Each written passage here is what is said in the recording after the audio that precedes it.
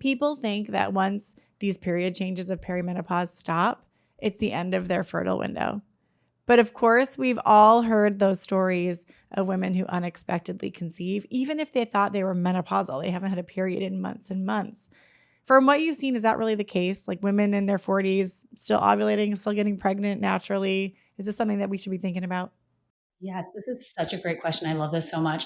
And I think the short answer is yes. Many women in their 40s continue to ovulate and conceive naturally, even during this perimenopause window. Obviously, ovarian reserve and egg quality is on the decline. There's no doubt about it. But fertility does not shut off with, the first sign of irregular cycles. Perimenopause, as we've been saying, is this window in which things begin winding down, but it's really not that we have a system shut down that so many of us are led to believe that it is that's happening.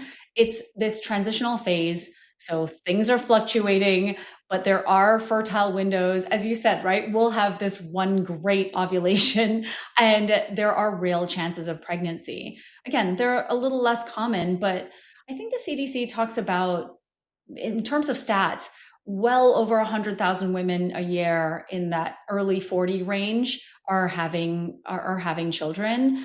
That doesn't even include miscarriages or pregnancies that aren't carried to term. So I think that we really have to shift this idea that we are just falling off of this hormonal cliff, and that this one size inevitability that once we turn 40 or even 42, that our chances of conceiving are just null and we are not going to be able to have that baby. I think that this narrative is really flawed and it causes a lot of unnecessary fear and shame, especially if we have been taking care of ourselves in that preparation, in that lead up to our 40s.